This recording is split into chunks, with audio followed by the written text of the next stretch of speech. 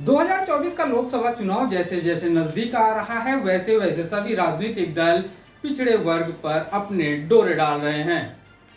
अगर हम बात करें प्रधानमंत्री नरेंद्र मोदी से लेकर मोहन भागवत तक पिछड़े हाथों में ताकत देने की बात कह रहे हैं, लेकिन उत्तर प्रदेश में पिछड़े वर्ग की राजनीति करने वाले लोटन राम निषाद मोहन भागवत के बयान से खासा नाराज हैं। सुनिए लोटन राम निषाद से की गई अनकट बातें। ओबीसी वर्ग जो है, जिसको पिछड़ा वर्ग कहते हैं, उस पर राजनीति तेज हो रही है। सभी दल उसको साधने की ओर लगे हुए हैं। तो ये लग रहा है कि 2024 का जो इलेक्शन है वो केवल ओबीसी पर ही टिका है। क्या कहना है? देखिए, जहाँ तक उत्तर प्रदेश के पैमाने पर अगर बात किया जाए तो मंडल कमीशन की रिपोर्ट जो आई थी उसके तहत जो है, जो पिछड़े वर्ग की आबादी थी 52.10% थी। जब भारतीय जनता पार्टी की सरकार राजनाथ सिंह के नेतृत्व में चल रही थी तो 2001 में उन्होंने सामाजिक न्याय समिति का गठन किया था हुकुमदेव सिंह जी की अध्यक्षता में, और उस सामाजिक न्याय समिति की रिपोर्ट के आधार पर उत्तर प्रदेश में 54.05% जो है अन्य पिछड़े वर्ग की आबादी थी। तो उत्तर प्रदेश का जो समीकरण चलता है कि ओबीसी जिसके साथ उत्तर प्रदेश की सत्ता उसके हाथ होती है, और निश्चित रूप से जो आज भारतीय जनता पार्टी जो है कि आज सत्ता के शिखर पर पहुंची है तो उसमें पिछड़े वर्ग की जातियों की अहम भूमिका है।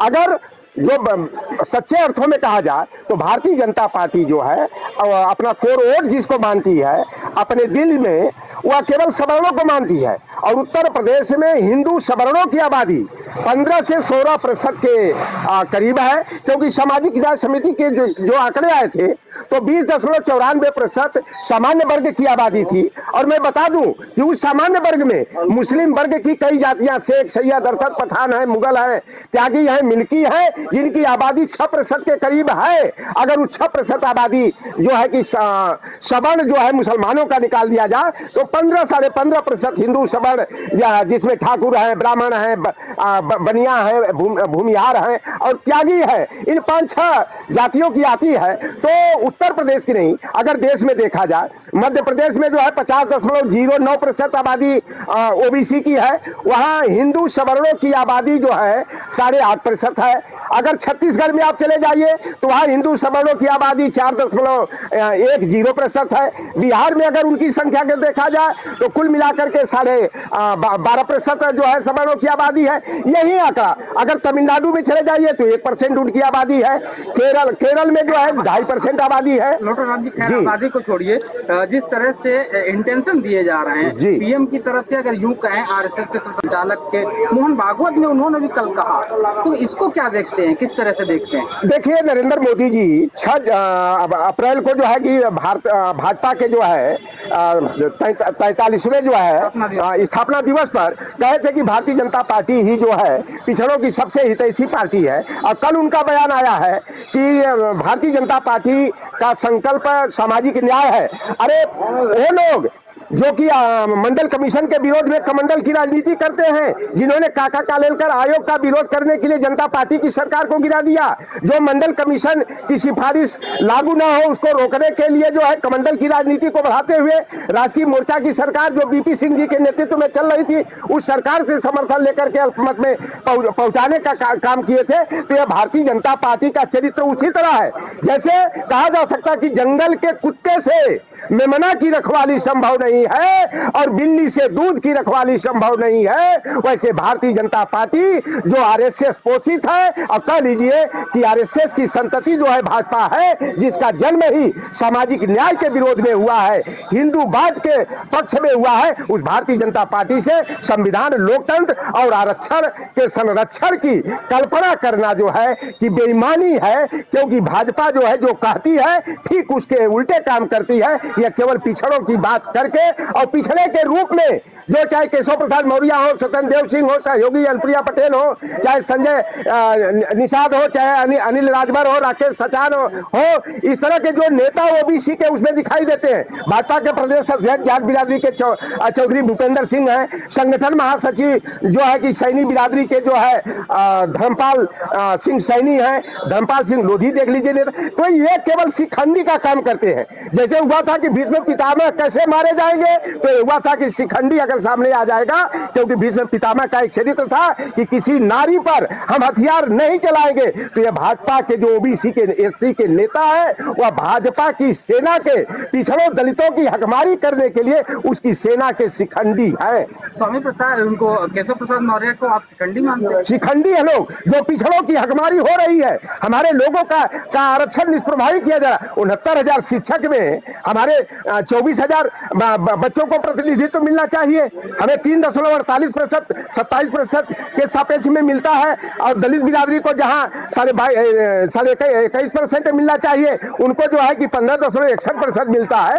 खुलेआम हमारी हकमारी की जा रही है। और सुन लीजिए, पहले जननायक चंद्रशेखर विश्वविद्यालय बलिया में 13 प्रोफेसर में 9 तो ब्राह्मण, 3 के भूमिहार ब्राह्मण और एक जनजाति के नाम पर जो हुआ है फर्जी गोल का सर्टिफिकेट बना करके, वह भी ब्राह्मण है। और यही जो योगी आदित्यनाथ जी और भाजपा के लोग जो नारा देते हैं, सबका साथ, सबका विकास, सबका विश्वास, सबका प्रयास का, तो इनका नारा यह ढकोसला है। सबका साथ लेकर के, पिछड़ों को साध करके, या केवल अपने लोगों का भला करने का काम करते हैं। बाबा कृषि विश्वविद्यालय में 13 में जो है 11 जोगी के बिरादरी के ठाकुर प्रोफेसर हो जाते हैं, और वनस्पति विभाग के में प्रोफेसर जो 13 चुने जाते हैं, उसमें 11 जो है सवर्ण होते हैं। तो ये जातिवाद नहीं दिखाई देता है? वो छोड़िए लोटन जी, आपने कहा कि जो 69,000 शिक्षक भर्ती मामला है जिसमें आरक्षण का घोटाला हुआ है, आपका कहना है कि नहीं केशव प्रसाद मौर्य ने आवाज नहीं उठा दी, यानी कि जो आरक्षण में घोटाला हुआ उसमें केशव प्रसाद मौर्य दोषी है?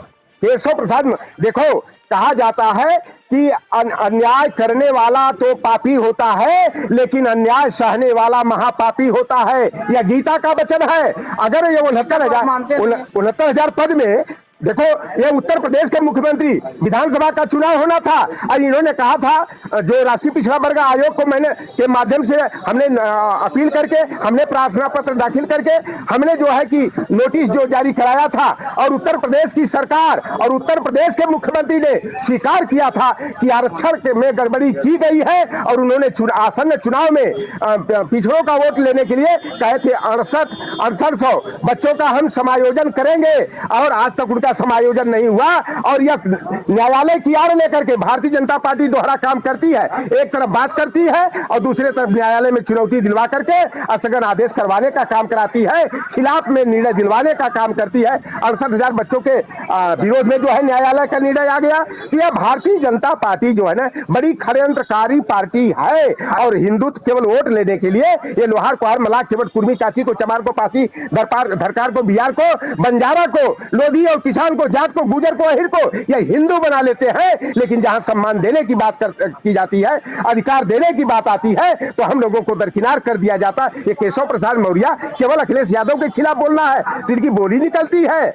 लोटन जी, आप रामायण और गीता को तो मानते नहीं, उदाहरण के तौर पे आप गीता का उदाहरण देते हैं। देखिए, कभी कभी उन्हीं की जो बात, जिस व्यवस्थाओं से हम लोगों को गुलाम बनाने का काम करते हैं, अगर वह बात जो करते हैं तो वह अपनी बात का अमल क्यों नहीं करते हैं? मैं तो कहता हूं कि मैं पहले भी कहता, आज भी कहता हूं कि हम राम में आस्था नहीं रखते हैं, राम में मेरा विश्वास नहीं है। मेरा विश्वास जो भारतीय संविधान में है, जब बाबा साहब भीमराव अम्बेडकर, ज्योतिबा फूले, बाबू जगदेव प्रसाद कुशवाहा में है, कर्पूरी ठाकुर ब्रह्मानंद लोधी में है, और इस तरह के जो महापुरुष हैं, बीपी मंडल है, बाबू रामचरण निषाद है, राम प्रसाद अहिर है, जिन महापुरुषों ने संघर्ष करके हम लोगों को न्याय दिलाने का काम किया, कुर्सी पर बैठ करके सम्मान से जीवन जीने का हक दिया, नौकरियों में जाने का, प्रतिनिधित्व पाने का अधिकार दिया है, उन महापुरुषों के प्रति मेरी आस्था है। और जिसे मैं देखा नहीं, उसको मैं जाना नहीं, उसको मैं मानता नहीं हूँ। एक अभी और बड़ा सवाल है, जिस निषाद पार्टी के जरिए ओबीसी वोटरों को समेट रही है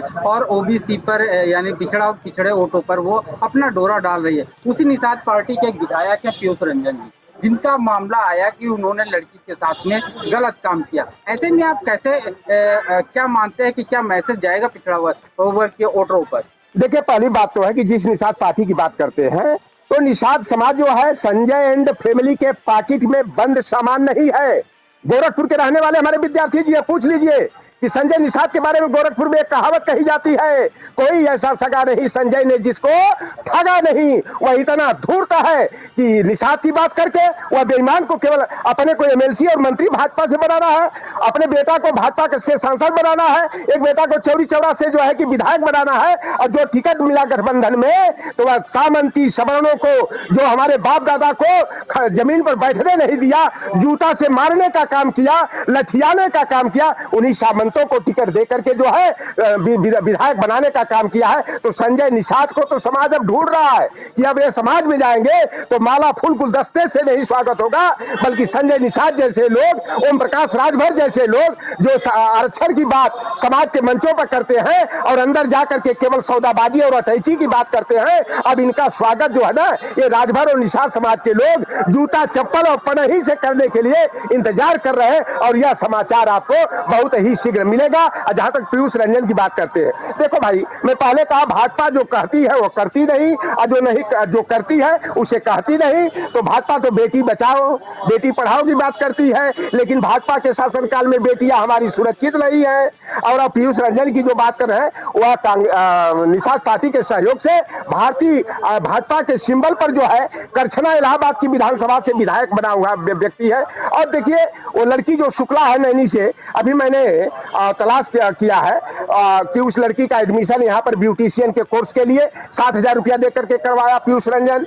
और एक फ्लैट जो है बहुत ही आलीशान जो है कि टावर में फ्लैट दिलवाते हैं। वो लड़की कहती है कि हमें इलाहाबाद से आए हम दिवाली के बाद, और विधायक जी ने कहा कि मैं बड़ा थका हुआ हूँ, मुझसे पैर दबवाए और कोल्ड ड्रिंक में जो है कोई नशीला पदार्थ डाल करके मेरे साथ ऐसा तैसा कर दिए, मेरी आबरू लूट लिए। और भाई जब ऐसा हुआ फिर वो लड़की कहती है कि मैंने जो है विरोध किया तो उन्होंने डराया और धमकाया, और फिर दिल्ली लेकर के गए हायर एजुकेशन के लिए जो है, तो हमें 5 स्टार होटल में रोक करके फिर मेरी इज्जत के साथ खिलवाड़ किए, मेरी इज्जत लूटने का। और हमें जैसा पता लगा है कि यह लड़की जो शुक्ला है लिव इन रिलेशनशिप में विधायक के साथ रह रही थी। और देखिए भाजपा के विधायकों के लिए तो यह बिल्कुल आसान होता है भाई, जो स्वामी चिन्मयानंद जी देश के गृह राज्य मंत्री रहे, अब शाहजहांपुर की बेटी के साथ क्या हुआ भाई, जो निर्वस्त्र हो करके चिन्मयानंद जी जो है तेल की मालिश करा रहे हैं।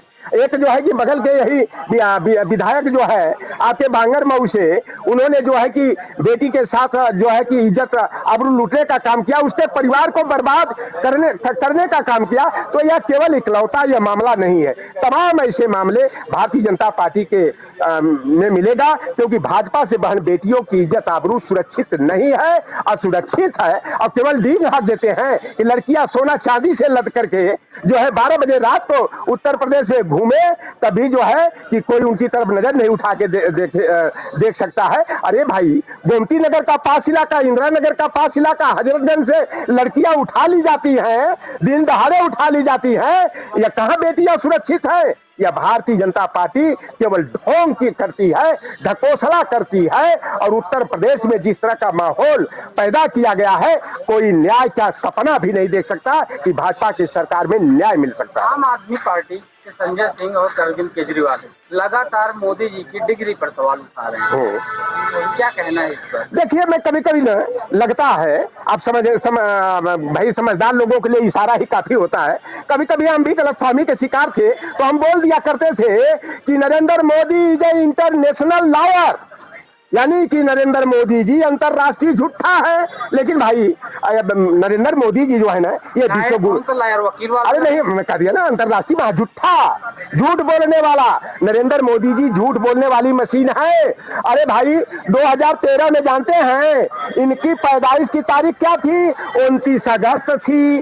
और जब प्रधानमंत्री बन गए तो 17 सितंबर, यानी देखो कितना बड़ा ये षड्यंत्र है। जो पिछड़ों के महानायक हुए पेरियार ईवी रामास्वामी नायकर जी, उनका जन्म दिवस 17 सितंबर है।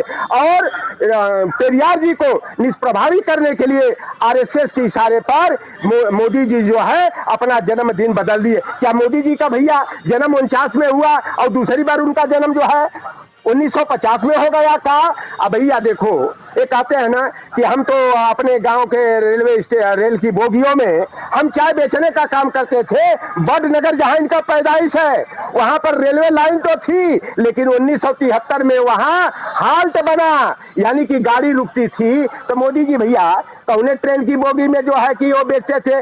35 साल वो भीख मांगने का काम करते थे। 17 साल में जसोदा बेन को छोड़ करके परित्याग करके चल दिए। अरे भाई देखो, ऐसा लगता है ना कि जोगी जी पर जो लोग आक्षेप अरे मोदी जी पर लगाते हैं, भैया देखो यह जन्म से पहले के ब्रह्मचारी हैं। और इनकी डिग्री बताओ 1978 में इंटायर पॉलिटिकल साइंस हिंदुस्तान के किसी यूनिवर्सिटी में पढ़ाया नहीं जाता था। स्नातक की डिग्री इनको जो दिल्ली विश्वविद्यालय से जारी की गई इंटायर पॉलिटिकल साइंस की, यानी संपूर्ण राजनीति शास्त्र की, और संडे के दिन इनकी डिग्री छुट्टी के दिन बनी थी। और भैया जो फंड है ना, जो टाइपिंग वाला कंप्यूटर वाला फंड है, वह फंड 1992 में आया और इनको 1978 में भैया बताओ कि ये स्नातक की डिग्री लिए गुजरात विश्वविद्यालय से 1943 में इंटीरियर पॉलिटिकल साइंस में, यानी पूरे राजनीति विज्ञान में इनको डिग्री मिल गई। तो भैया आप तो साफ साफ आप देख सकते। और नरेंद्र मोदी जी एक ऐसे नेता है कि इनकी जाति मोड़ थी, घांची जाति, हिंदू और मुसलमान दोनों होते हैं। गुजरात में वह ओबीसी में थे, लेकिन नरेंद्र मोदी जी जब मुख्यमंत्री 2001 में बने तो 1 मई 2002 को इन्होंने घांची के उपसर्ग के रूप में मोड़ को जोड़ करके अपनी जाति मोड़ घांची बना करके ओबीसी में शामिल कर दिए। और जो मोहन भागवत की बात आपने कहा था, नरेंद्र मोदी कहते हैं पिछड़े वर्ग का सबसे बड़ा नेता। अरे यही नरेंद्र मोदी जी जब 2013 में प्रधानमंत्री पद के दावेदार घोषित किए गए तो कोच्चि केरला में माता अमृतानंदमयी के आश्रम में 11 अक्टूबर 2013 को जाते हैं और कहते हैं मैं पिछड़ी जाति का हूं और राजनीति में बहुतों के लिए अछूत हूं, लेकिन अगला 10 बरस पिछड़ों दलितों वंचितों का होगा। और 2014 में ये प्रधानमंत्री बनते हैं और 2016 में हमारे बेटे जो पिछड़े वर्ग के किसान के बेटे थे 314 आईएएस बने। तो क्रीमी लेयर की नई परिभाषा गढ़ करके क्रीमी लेयर के दायरे में उन बच्चों को ला करके डीओपीटी के माध्यम से उनका नाम कटवा करके जो है नौकरी से बाहर करने का काम किए। तो यह आरएसएस के इशारे पर नाचने वाले कठपुतली है नरेंद्र मोदी जी। आरएसएस का दे, मोहन भागवत का दे, नरेंद्र मोदी जेठ के दोपहरिया में मुड़ी नीचे करके गोड़ ऊपर करके 5 घंटा शीर्षासन करना है तो ये चड्डी और बनियाइन पहन करके जो है ना, जो दूसरे को कहते थे नेहरू जी पर उंगली उठाते थे। अरे इनको शर्म नहीं आती है। दिन भर में 5 बार मेकअप करवाते हैं, करोड़ों रुपया साज सज्जा पर खर्च कराते हैं, 10 लाख का सूट और 1.5 लाख की घड़ी पहनते हैं और दूसरे को देश का लुटेरा बताते हैं। अरे भाई कांग्रेस ने 60 बरस तक लूटा लोग कहते हैं, एक भाजपा वालों को शर्म नहीं आती है कि जब 15 अगस्त 1947 को देश आजाद हुआ तो भूखमरी का शिकार था, यहाँ सुई तक नहीं बनती थी। पंडित जवाहरलाल नेहरू, इंदिरा गांधी, लाल बहादुर शास्त्री की देन है कि बहुउद्देशीय नदी घाटी परियोजनाओं के माध्यम से पंप कैनाल लगा करके नहरों का जाल बिछा करके सिंचाई के संसाधनों की व्यवस्था किए। जेल सेल भेल rail ONGC NTPC port trust हो, एयरपोर्ट हो, रेलवे कारखाना हो, कोच कारखाना हो या हो, चाहे कोल माइंस हो, आईटीआई हो, आईआईटी हो और एम्स हो, तमाम यूनिवर्सिटी हो, डिग्री कॉलेज हो, प्राइमरी स्कूल जो गांव में आपके चल रहा होगा ना, वो कांग्रेस का बनवाया हुआ है। लेकिन ये दूसरे को काम को अपना काम बता देते हैं और दूसरे सरकार के बनाए हुए संस्थानों का नंबर और नाम बदल करके या केवल गुणगान कराना चाहते हैं। अरे बताओ भैया, उत्तर प्रदेश में ये जोगी जी जो बड़बड़ बोलते हैं, एक काम जोगी जी का बता दो। आप देख रहे हो लोटन जी क्या काम है। लोटन जी, आपका जो ये कांग्रेस की तरफ प्रेम बढ़ रहा है, क्या कारण है इसका? देखिए, कहा जाता है कि बड़े दुश्मन को मारने के लिए जो है भाई हाथ तो किसी जो सामाजिक न्याय के रक्षा कर सके, जो संविधान लोकतंत्र को बचा सके, उससे हाथ मिलाना चाहिए। और मैं तो चाहूंगा कि जितने भी दल हैं जो भाजपा की नीतियों का विरोध करते हैं, सारे लोगों को अपना अहम त्याग करके, जिस तरह से कभी 1989 में जो है जनता दल के नेतृत्व में, बीपी सिंह के नेतृत्व में सारे दल कांग्रेस को हटाने के लिए महागठबंधन किए थे। आज आवश्यकता है कि लोकतंत्र और संविधान बचाने की जिसको चिंता हो, आरक्षण के संरक्षण की जिसकी भावना हो, सारे दलों को अपना हम त्याग करके भाजपा को हटाने का संकल्प लेकर के 2024 के समर में उतरना चाहिए। और नहीं तो यह भाजपा बाबा साहेब भीमराव अंबेडकर के संविधान को खत्म करके मनुस्मृति का विधान लागू करना चाहती है। बंच ऑफ थॉट और we are our nation who defined नाम की गुरु गोलवलकर की जो 2 किताबें हैं, उनकी नीतियों पर यह बढ़ चली है। और 2024 के बाद जो हम लोग 70-80 के दशक में हमारे बाप दादा को पढ़ने का अधिकार नहीं था, इसलिए शुद्धोन्नत्यताम की व्यवस्था थी, वही व्यवस्था भारतीय जनता पार्टी लागू करना चाहती है। जी, लोकतंत्र कायम है तभी आप बोल रहे हैं, यही तो चिंता है। लेकिन 2024 में अगर दुर्भाग्यवश भाजपा की सरकार बन गई तो संविधान खत्म हो जाएगा, मनुस्मृति का कानून लागू हो जाएगा, बंच ऑफ थॉट्स की नीति लागू हो जाएगा। और मोदी जी का एक सपना है मुसोलिनी, हिटलर, नेपोलियन बोनापार्ट और सद्दाम हुसैन की लाइन में अपना नाम जुड़वाना इनका लक्ष्य है। और यह देश के लोकतंत्र को मिटा करके यह राजतंत्र कायम करके यह तानाशाह बनना चाहते हैं। यही भारतीय जनता पार्टी का सपना है। और 2024 में अगर भाजपा की सरकार बनी तो फिर संबुक के गर्दन काटे जाएंगे, एकलव्य के अंगूठा काटे जाएंगे और हमारे बहन बेटियों को स्तन ढकने से भी रोका जाएगा। भाई, ये हिंदू समाज वही हिंदू राष्ट्र था। हिंदू की जिसकी बात करते हैं कि नंगेली को जो है स्तन करने देने पर अपना स्तन काटना पड़ा था। केरला के ट्रावरकोर रियासत जो थी ब्राह्मणों का साम्राज्य था, हमारी बहन बेटियां पिछड़े दलित वंचित वर्ग के लोगों को स्तन नहीं कर देना पड़ता था। और प्रथम पुत्र गंगा दान की व्यवस्था ये कराए थे, सती प्रथा की व्यवस्था, स्त्री शुद्धोन्नत्यताम की व्यवस्था। ये तो अंग्रेजों का शुक्र मनाना चाहिए कि अंग्रेज भारतीय हिंदू समाज में व्याप्त तमाम बुराइयों को जो है दूर करने का काम किए, जिसके कारण आज हम लोग पढ़ लिख करके आगे बढ़ रहे हैं। 1923 से पहले किसी को पढ़ने का अधिकार नहीं था। मैकाले की शिक्षा नीति आई 1923 में लागू, 1823 में लागू हुई। ज्योतिबा फुले, सावित्री बाई फुले के प्रयास से और 1945 में जो है एक्ट बना करके सभी के लिए जो है शिक्षा पाने का और कुर्सी पर बैठने का अधिकार अंग्रेजी हुकूमत ने दिया।